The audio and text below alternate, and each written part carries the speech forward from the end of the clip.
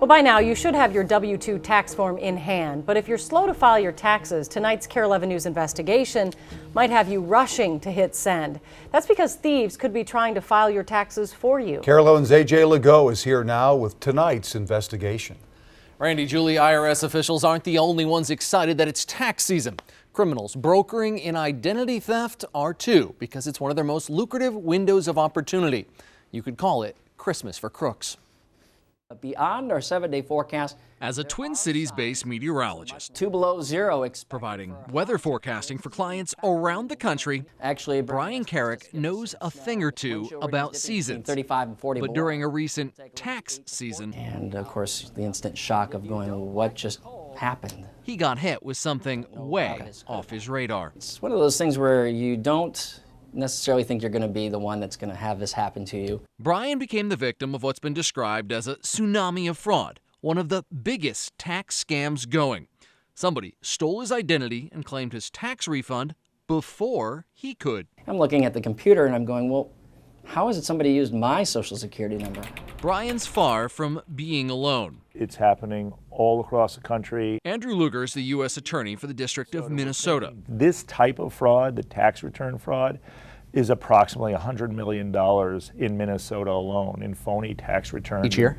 Each year. Wow. And that's just a drop in the bucket. This recent government report found nationwide at least $5.2 billion in tax refunds were paid out to thieves during the last tax year. This is an enormous problem right now. Senator Amy Klobuchar gets fired up just talking about it. $5 billion the IRS paid out in 2013. $5 billion in 2013 that the IRS paid out to people who were fraudsters. So how are the fraudsters getting away with so much of your hard-earned tax dollars? It can be complicated and simple at the same time. The complicated part is how thieves steal your identity to begin with. More on that in a minute. But as we discovered, ripping off the IRS is shockingly simple. There's a wide open hole for identity thieves who've stolen someone's complete and total identities. Shay Jones is the special agent in charge of the IRS's St. Paul Criminal Investigations Field Office. He says once the thieves steal an identity, they rush and file a tax return in that name. And if they file before the legitimate taxpayer, they often get away with the refund. So once they obtain your name, your social, your date of birth, sometimes your kids' names. They have everything needed to file a return in your name. Then when you file your taxes, you get a message from the IRS like Brian did. It said that it had rejected the claim because somebody had used my social security number to already file my taxes. Who's doing it? Well, there's Ronta Ellison. He was a key player in a $1 million refund scam run by University of South Dakota football players.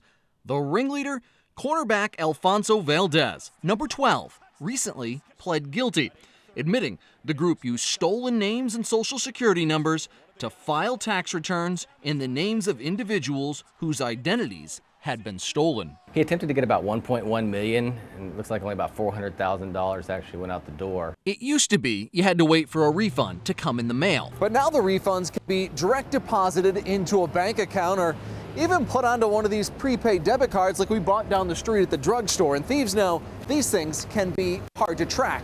What some of the defendants we prosecuted have done is filed hundreds of phony tax returns seeking millions of dollars in tax refunds that are then downloaded onto a debit card, walk to an ATM, cash it out, and you're gone before any of us know what you did. ID theft refund fraud is so simple to commit, it's become the crime du jour for anyone unscrupulous enough to give it a try, from college kids to gang members. Attracting people who used to be street criminals engaging in more violent and drug-related crime, they see this as safer and more lucrative. More than 3 million Americans had their tax refunds jacked by thieves last year, which brings us back to the more complicated aspect of the crime. Just how are the crooks getting a hold of your private identity information? Some thieves do it old school, stealing mail. It happened to Helen Tappan of Roseville last year.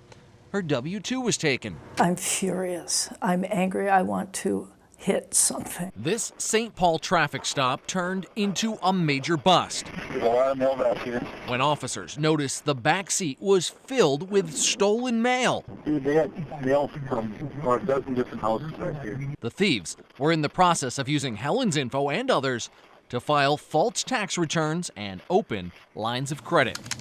More high-tech thieves are purchasing identities stolen by hackers and then sold on underground websites like this one. And the biggest advance we're seeing right now is probably in data breach type stuff. On hacker websites, FULS is code for full identity. Everything needed to clone your life and tax refund.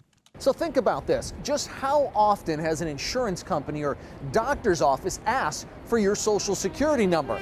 Another trending way of stealing your identity is paying off corrupt employees at businesses you've trusted.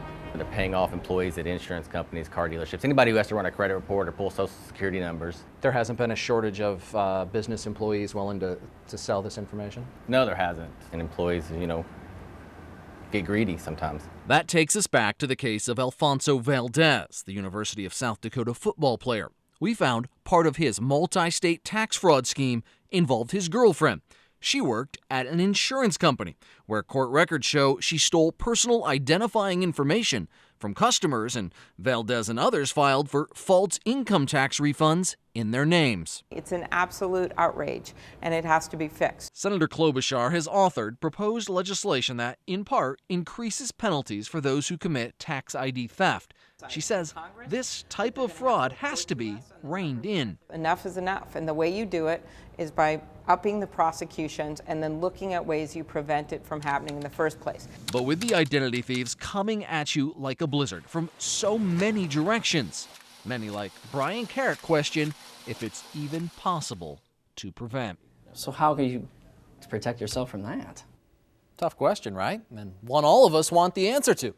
It's sad that it's come to this, but we've learned the best way to protect yourself from this type of fraud is to hurry and file your taxes as quickly as possible and try to beat the thieves to it. It's first come, first serve when multiple people file using the same identity. This is a crazy story. I mean, what's the government doing? What's the IRS doing, AJ, to stop this? Well, our investigation uncovered the IRS is known of a loophole in the system that's allowing this ID theft tax fraud to occur for several years now. But so far, they, along with Congress, have taken no action to close it. We're going to have that part of our report tomorrow night at 10. Refund fraud through ID theft is costing honest taxpayers billions of dollars. Tonight, KARE 11 investigates why the government hasn't done more to stop it. AJ Legault is here exposing a loophole the government has failed to close. AJ? Yeah, here's how the scheme works. A crook steals your identity, files a bogus tax return using your information, and collects the refund from the IRS all before you even get around to filing. Tonight, we look into why the IRS hasn't come up with a way to stop the biggest tax scam around. A notice from the IRS saying his tax return had been rejected. How did this happen? It's the first clue Eric Ekblad had that he and his wife, who's a KARE 11 employee, were among the millions of Americans to fall victim to stolen identity tax fraud. I was told that someone had used my identity already and filed my taxes in my name. Our investigation found that, according to the IRS's own estimates, it sent out nearly 3 million fraudulent refunds to con artists in 2013, totaling a whopping $5.2 billion. And I am just tired of the excuses. Minnesota Senator Amy Klobuchar is not shy about calling out the IRS. When you're up to $5 billion a year in theft, pure fraud, you better be looking for a new way to do business. The old and current way of doing business has made it so easy to trick the IRS that it doesn't take a criminal mastermind to get away with millions. Take, for example, Rashia Wilson, a Florida mom with a 7th grade education who bragged about being the queen of IRS tax fraud on Facebook and used some of the cash to buy this $90,000 Audi, complete with tricked-out rims. What some of the defendants we prosecuted have done is filed hundreds of phony tax returns seeking millions of dollars in tax refunds. In Minnesota, U.S. Attorney Andrew Luger has 10 prosecutors devoted to cracking down on an estimated $100 million crime in this state alone. And if you believe it can't happen to you, think again. Quite frankly, the people who commit these crimes don't care who the victim is. Even Lugar's own boss, U.S. Attorney General Eric Holder, had his identity stolen and used in this tax refund scam. The crooks in that case were having the fraudulent tax refunds loaded onto popular prepaid debit cards. You can get your tax refund deposited directly onto the card. Those can be hard to track. The thieves then went shopping. One emailed another writing, "If you have a local crackhead, get them to sign up." He adds, "It's easy." Unfortunately, somebody made the really awful mistake of using the name and the identification information of the Attorney General of the United States. That one didn't go so well for them. No, and a lot of these don't, but it takes time. And in the meantime, they get the money and they spend it. So we wanted to know, just how are the thieves getting away with it in the first place? As amazing as it may sound to victims like Eric, Why are they not held to fact-checking? we discovered the IRS does not fact-check most returns before issuing refund checks. Here's the problem. Employers are required to give employees their W-2s by the end of January. But most employers don't have to provide the exact same wage information to the IRS until the end of March. During that 2-month gap, crooks who file electronically can make up the numbers, claim a refund, and the IRS usually can't double-check. There just is no verification of what's filed before money is paid out.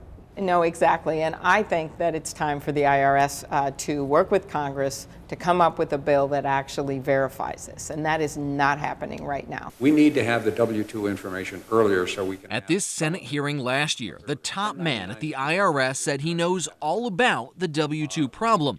But he claims Congress is part of the problem too, for passing a law that requires fast refunds, often during that window before they can double-check, opening the floodgates to fraud. Our problem is that these are not individuals filing false returns. This is organized crime around the world that is filing hundreds, if not thousands, of returns at the same time. How bad is it? Last month, convicted child molester Tony Robinson was sentenced to 7 additional years for his role in running a refund fraud ring from, believe it or not, inside Minnesota's Stillwater prison. It starts outside the tax system. But instead of closing the loopholes, Congress and the IRS are at war over budgeting. The tax agency had its budget slashed. In this letter, IRS Commissioner John Koskinen told employees last month they have no choice but to do less with less. Meanwhile, millions of taxpayers like Eric Ekblad are faced with the nightmarish process of reclaiming what's rightfully theirs, their name and their money. And it took over a year to get any money back. Until the IRS and Congress get this multi-billion-dollar-a-year problem fixed, the takeaway for you is this: file your taxes as soon as possible to try and beat the crooks to your refund. It's really, really frustrating, AJ. That 2-month gap especially. We talked earlier about the fix for that. Yeah, really, it boils down to letting the IRS verify W-2s before refunds go out. To do that, you have to either close the gap by making employers give W-2s to the government at the same time they send them to you, or you could delay refunds, and nobody really wants that, but the IRS still hasn't even looked at the costs of making changes like that. Wow, frustrating, frustrating, frustrating. Thank you so much, AJ. Thank you, sir.